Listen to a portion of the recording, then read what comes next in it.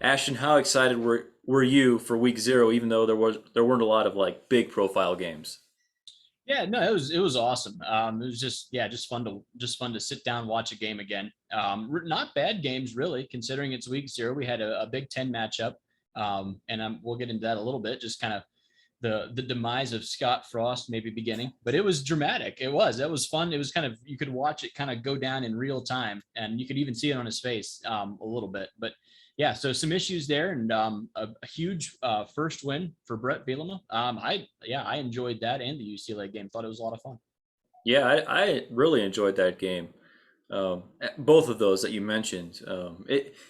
One of my main takeaways was just Illinois looked competent. Like it seemed like they kind of had the details down and they knew what they were like.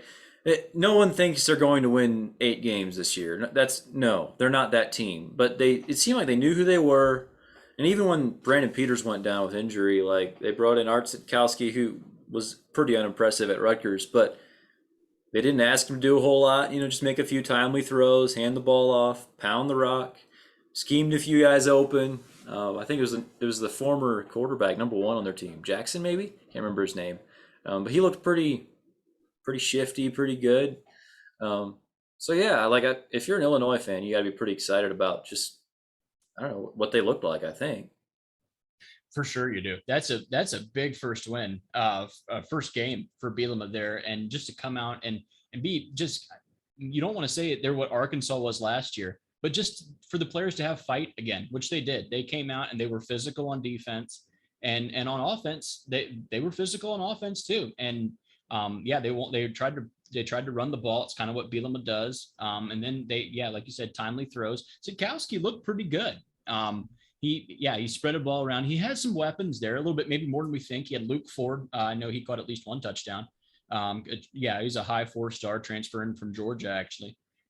So yeah, some talent there, and that is a massive start for the Illini. I mean, that's a huge win. Like we did our over unders in the Big Ten. I think I had the under on Illinois, but that win there, I mean, sets them on a huge trajectory. If they could even get a couple of more wins in the Big Ten, you say that season is a successful first season for Bielema. Yeah, I was really impressed, and I was a little worried when Sikowski came in and they ran the ball like his first 8 plays or something. I was just like, it seems like a sign that they really don't trust him, which would make sense based on what he did at Rutgers. But when they did ask him to throw, he was pretty solid.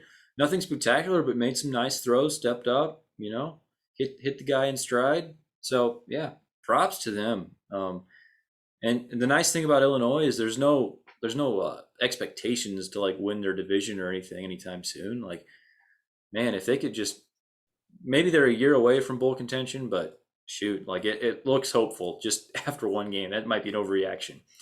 On the other side, Nebraska, man, this had to hurt. Like this, they needed this game. I feel like if they had any hopes of making a bowl game this year, this was one of those games where I really feel like they probably needed to win. And you just have to wonder. Like I mentioned, it looked like Illinois looked like they had the details down and looked competent.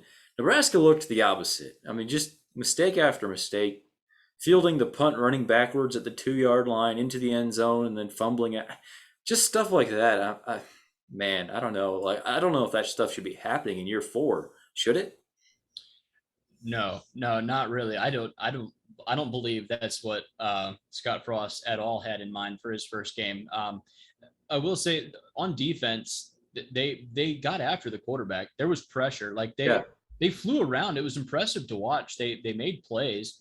It was, I think, just the overall lack of intensity. I think just from top to bottom. Like they had guys making plays, but it was just the lack of consistency maybe. And Adrian Martinez, I mean, he's been there a while. He's been kind of the kid of promise for a while now, and it just whenever I mean, he fumbles at just the worst times. He had a fumble 6 here on a sack that kind of really the game kind of snowballed after that, and I think it was 30-9 before Nebraska even responded. So that said, they had a chance to win, but I mean, you're not supposed to have a chance to win against Illinois. You're Nebraska, and I mean, this is against a first year coach. This is it felt like a must-win game. You hate to say must-win, but it did feel that way. And yeah, I think it could get very interesting if the season doesn't turn around quickly for Scott Frost. You could see this maybe being his last season there. Yeah, for sure. And you did mention the defense. I was impressed by some of the things they did.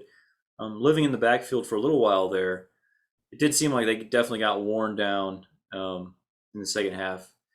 And offensively, most people are pointing to like just the horrible rushing numbers by the running backs, but I feel like Marquise Stepp actually looked somewhat decent. Like he has moments, but the problem was Martinez just could not hit an open receiver for 3 quarters. I mean, they would scheme a guy open, and he'd have daylight, just on like crossing routes and stuff, and he would just airmail it. And so like at that point, if you're Illinois, all you got to do is just stack the box, and your running game will look bad. So that was what I wanted to look. That's what I wanted to see from Adrian Martinez. We know he can run.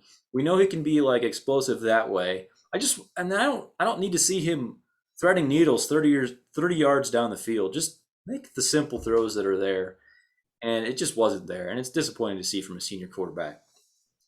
It is.